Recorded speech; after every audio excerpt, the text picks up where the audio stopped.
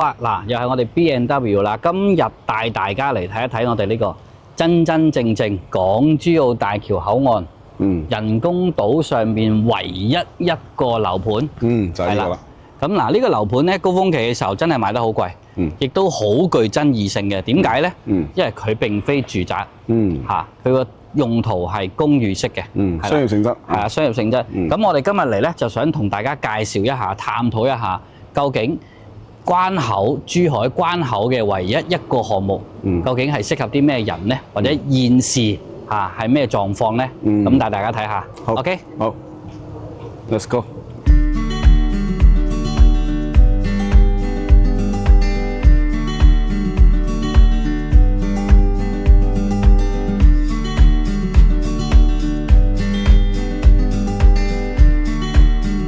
呢一個就賣現貨。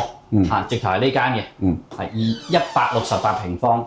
佢最正嘅咧就係即係一出電梯呢個位置，都係自己嘅啦。咁啊，做好晒啲鞋櫃俾你，跟住推開你個子母門，跟住入嚟有個玄關位，哇！睇下個客廳先，噔噔噔噔，仲緊要係個景觀係嘛？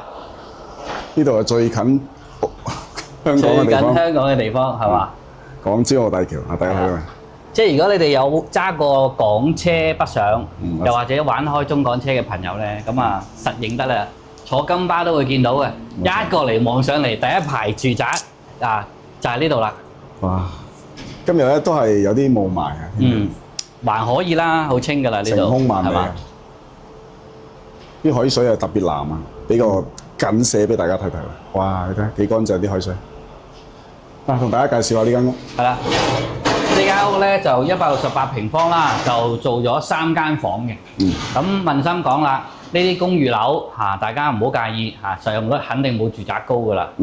咁你睇下個廚房就開放式啦，見得下人啦。咁最騎呢呢個應該係洗衣房。洗衣房，不過都 OK 嘅，你起碼開洗衣機嘅時候就唔會嘈到咯。洗衫都有勁啊！咁可以晾下衫，因為真係唔係玻璃嚟噶嘛，係個露台仔嚟㗎。冇錯。睇下啲房間。啲房就呢度一排櫃。呢個唔係樣品間喎，係就係呢間屋真係現成賣俾你就係咁樣噶啦。因為佢呢啲大面積嘅貨就得翻幾間啦。係啊，就清埋就冇啦。呢度就係關口啦。呢度就係關口。我哋喺珠海港珠澳入關就喺度啦。樓底夠高，3.3米，包埋冷氣，係嘛？真係拎包入住噶咯喎！呢個最正個廁所，最正噶啦。有個浴缸。係啊，沖涼嘅時候幾爽眼，望住個海。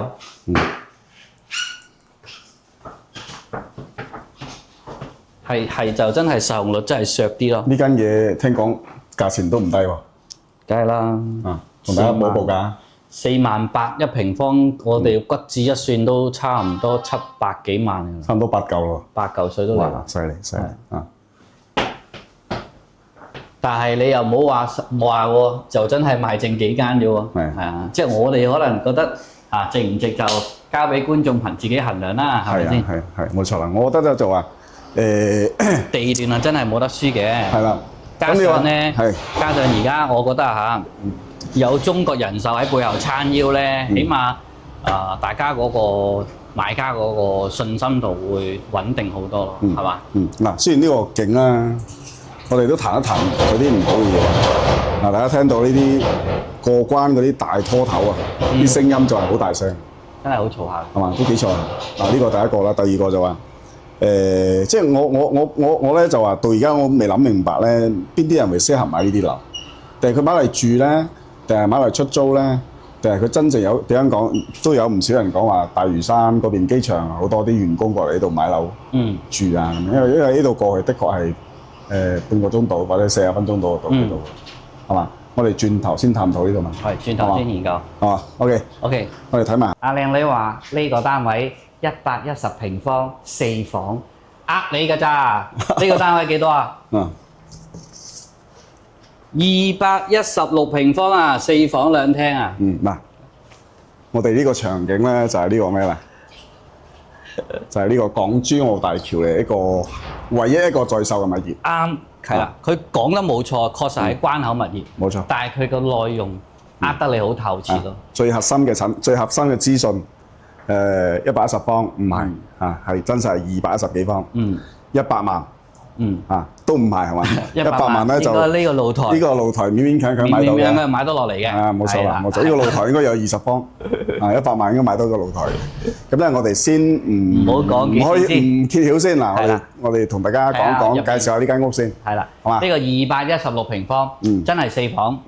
你見到嘅確實就係發展商嘅交標。冇錯。因為咧，佢係賣剩呢間啫。啱嘅就係呢間㗎啦。冇錯啦。咁仲有一個好重要嘅屬性都要同大家講清楚嘅，因為我哋而家身處呢度並唔係住宅，係關口嘅公寓。冇錯啦，因為我哋嗱呢個樓盤咧曾經熱度都好高啊，係嘛？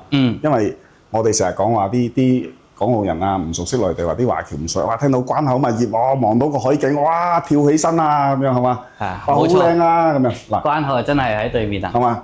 但係唔係住宅嚟嘅，唔係住宅，唔係住宅，呢個要同大家講清楚。呢個係40年產權嘅公寓但係佢係可以住人嘅公寓，係咪？冇錯。嗱，我哋同大家介紹下呢間屋。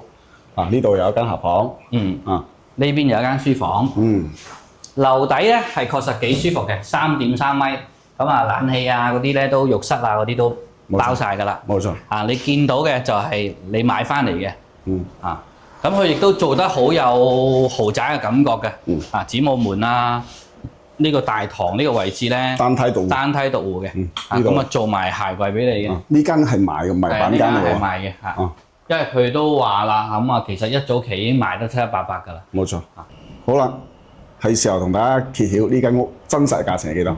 輝哥，900零萬啦。900零萬，1000都唔使嘅，900幾萬搞得掂㗎啦。即係100萬應該就係買到呢個露台。咁佢話首期10萬啊嘛。呢個首期咧嗱，好老實講，唔知大家知唔知？公寓嘅首期係必須只能夠借到50%嘅啫。並且係只可以借10年啊。仲要只能夠分10年嘅啫。冇錯。係啦。咁你咪計咯，呢個買呢個單位首期咪要400幾萬咯，係嘛？呢個啱啱我哋就喺呢棟落嚟。係啦，靚嘢我哋睇完啦。1、2呢3排咧就係望住個橋嘅，全部大積嘅。2梯3戶或者2梯2戶，最細都係110幾方。110幾咩？兩房嚟嘅啫，不過仲係2房。跟住有一個160幾方。160幾3房，同埋再上去就210幾4房。咁咧入邊內園景呢啲咧，就係呢啲叫酒店式嘅公寓啦。佢有啲單間或者係2房，有40、50方啦，仲有70幾方2房。咁我哋上去瞅一瞅佢。係啊，係嘛？一層20幾個單位嘅喎。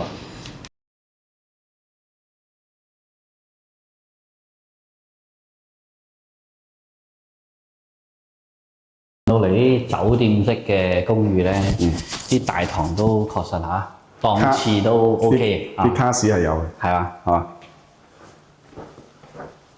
即係好似啲星級酒店咁樣。同埋有一陣香味。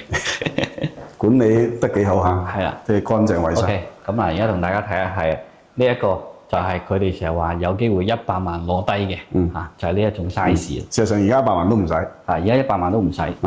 有啲特價單位，大概80萬、80零萬，都可以攞到嘅。咁一眼望晒㗎啦，40方係嘛？你呢度有一個櫃嚟嘅呢個。係啊，呢個係櫃嚟，我以為係仲有一個露台添。呢露台呢邊，露台呢邊，望住關口嘅。呢度就係關口啦。關口，嗰邊係珠海。所以咧嗱，我哋睇到咧就對面就有一笪地，大家唔知有冇睇唔睇得清楚？嗰笪地咧就係我哋成個人工島嘅真正嘅商業。冇錯。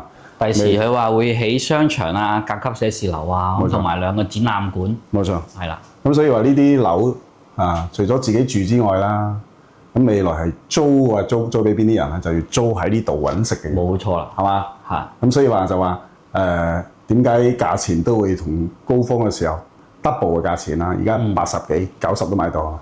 高峰嘅時候去到8、6、7，係咪？係啊。不過我覺得呢個價錢係相對係合理啲咯。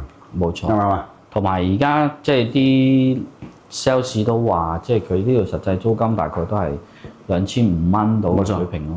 咁當然就話佢，因為佢呢啲氹氹轉一層有20幾戶噶嘛，佢總要有啲望內園景啦，亦都有一啲係可以望到海景，望到海啲咪3000咯，咁你話3000幾咯。用佢哋高峰期買入嗰口價租呢啲咁嘅價錢，梗係蝕入肉啦。咁但係你話用而家真係佢啲特價單位咁計，咁你話真係租到呢啲價錢，我覺得算合理咯，係嘛？冇錯啦，咁你譬如講你同樣叫做80零萬，你去到珠海市區啲住宅就買唔到㗎啦，唔使諗㗎，係嘛？你買翻郊區嗰啲，買翻個1000尺嘅3房，其實都係2000蚊到咯。咁就話地段係完全係兩回事咯。呢樣嘢就大家自己去思考。冇錯啦，係嘛？我哋純粹真係話俾你聽，真真正正現時我哋珠海嘅關口物業嘅銷售情況同埋嗰個實際嘅價錢。冇錯當然就話大家如果有啲咩意見，都可以同我哋一齊喺評論區探討一下。冇錯，係嘛？嗱，輝哥，我哋樓就睇完啦，係咪？咁咧就話我哋睇勻晒啲廣告佢個最關鍵嘅關於呢個產品、呢個屋苑嘅嗰個屬性冇一個人會講出嚟就係呢個樓盤咧，佢係唔屬於住宅，係屬於咩咧？公寓啦，都係。冇錯啦，公寓40年產權啦。咁仲有咧就係話我哋內地人啦，我哋內地人點解要買住宅啊？因為中國內地政府係將讀書、養老，包括係呢個戶口，佢都同埋住宅綁定埋一齊。係咪？所以呢個係剛性需求嚟㗎嘛。我哋大陸叫落戶咯。冇錯啦，落戶啦，係嘛？咁當然嗱，我哋要肯定佢的確可以辦理到居住證我哋都問過晒啦，係嘛？都有朋友已經辦到咗。咁就話，喂，喺關口咁近關口嘅地方，係咪就啱我哋大部分嘅香港人去居住咧？咁我覺得咧要認真去同大家去探討。係嘛？首先我覺得咧就話，比方講好似呢兩棟樓咁樣啦，係的確係望到外海嘅海景係非常之靚。但係我哋喺度拍攝嘅時候咧，我哋對住呢個大橋咧，我哋都覺得佢咩啊？嘈，即係有啲嘈。因為的確有啲跨境嘅大貨車，過啲減速帶因為就係呢度啫嘛，你個關口就喺下邊呢度啫嘛。嗱，呢度就係呢個貨場啦所以咧你真係會覺得佢會嘈。有啲咪好似當年咧，我哋喺深圳住皇崗黃御苑一帶嗰啲咯，全部就係呢大卡車咯。冇錯，跟住就話都會有啲廢氣嘅影響喎，啱唔啱啊？所以我自己睇法咧就話，喂，我想問兩個問題啊。第一個問題就係咪機場嗰邊大嶼山啲所謂嘅香港人，佢真係會過嚟呢度住咧？呢個第一個問題。第二個問題就話，我哋拱北、珠海拱北啲本地人，佢會唔會過嚟呢度住咧？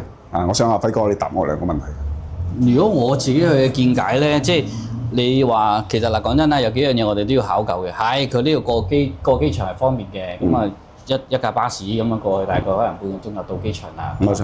咁但係你話係咪真係喺嗰邊工作嘅人群會考慮住呢一度咧？咁我又要睇下個成本咯。冇錯啦。因為好老實講，呢條橋嘅大家都知道嘅，買金巴飛落去幾多錢？45蚊定55蚊？我唔記得咗。即係第一個成本啦，交通成本啦。第二個咧就係話係咪真係話如果係我哋嗰邊翻工嘅，一定會考慮住呢度，真係咁方便嘅？呢個我有少少疑慮咯，疑問咯嚇。冇錯。咁重點就係話頭先講到啦，如果你話拱北附近一帶過嚟呢度住嘅機率更加低。因為咧問心講，佢哋肯定唔會喺呢度翻工㗎，因為而家呢度冇咩就業，除咗一個關口嘅啫，係嘛？咁如果拱北嗰邊住開嗰班本地人，佢哋通常都喺附近翻工㗎嘛。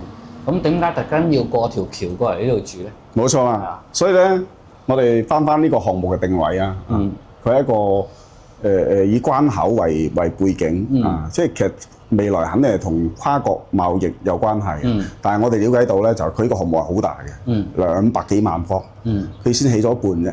係啊，仲有另外一半係咩？有啲酒店啊、寫字樓啊、商場啊，最重要嘅配套佢都未起出嚟。睇完我哋條片咧，睇過我哋個航拍知嘅。咁嗰塊地究竟佢幾時搞咧？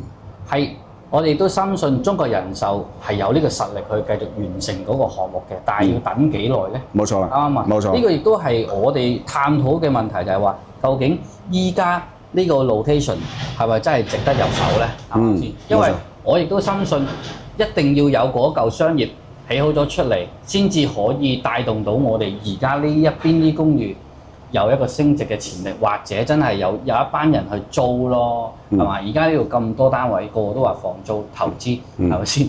所以我哋你信唔信一次過可以租得晒？所以我哋了解到呢啲租金都唔算高㗎。之前俾香港嗰啲啱你講嘅就話最細啲400尺都要百幾萬係嘛？最少以前係啊150以上啦係嘛？係，佢平均佢話而家佢哋係25,000蚊一平方啊嘛。平均。即係意思我講早期嗰啲啦。早期嗰啲過百萬㗎啦，即係8-4-5萬㗎啦。8-4-5萬咁你而家我哋了解到咧都係租緊2000蚊、2500蚊。係啊。係嘛？嗰陣時咪吹到好大，又話4-5千蚊一個月租。所以咧就話呢個盤咧，當年嘅炒作嘅熱度好大嘅。係啊。中國內地富豪咁多，佢一睇關口掂啊，呢個地方高大上，買啦咁樣，眯埋眼就買咗。包括亦都好多香港富豪都買咗呢啲頭牌呢啲係嘛？聽聞都過千萬一套㗎係嘛？而家價錢雖然調咗落嚟，但係佢呢啲所謂嘅頭牌景觀，佢一樣價錢都企得好硬淨，係嘛？但係我覺得就話你揸住1000萬，你有更好嘅選擇咯，有更好嘅居住環境。咁一定啦。所以話呢啲地方咧，佢係一定係未來係為呢個關口商業去服務嘅。但係你要守好耐。係啊。呢個就係我哋嘅觀點啦。咁你話喂而家嗰啲一房兩房100萬左右、80萬左右你想去買，我覺得就話少投入，你可以諗一諗。OK 嘅係。OK 嘅係嘛？即係收到2-3千蚊，但係就話暫時嚟講，我覺得佢需求都唔係好大。你可以話間中過嚟住下，或者話我就係乾脆租出去，我要守佢4-5年時間，等呢度旺起身。呢個就另當別論啦，係嘛？算係有個小盼頭咯。冇錯啊，咁所以話我哋咧就話都係叫做真實報導一下，真實去實地去分析一下，客觀去分析一下。咁咧幫我哋啲朋友咧理順一下自己嘅思路，唔好俾人牽住鼻哥窿走。係啊，啱唔啱啊？好啦，今日我哋就到呢度先啦。冇錯啦，好嘛？下一集再同大家介紹。OK，好，拜拜。好，拜拜。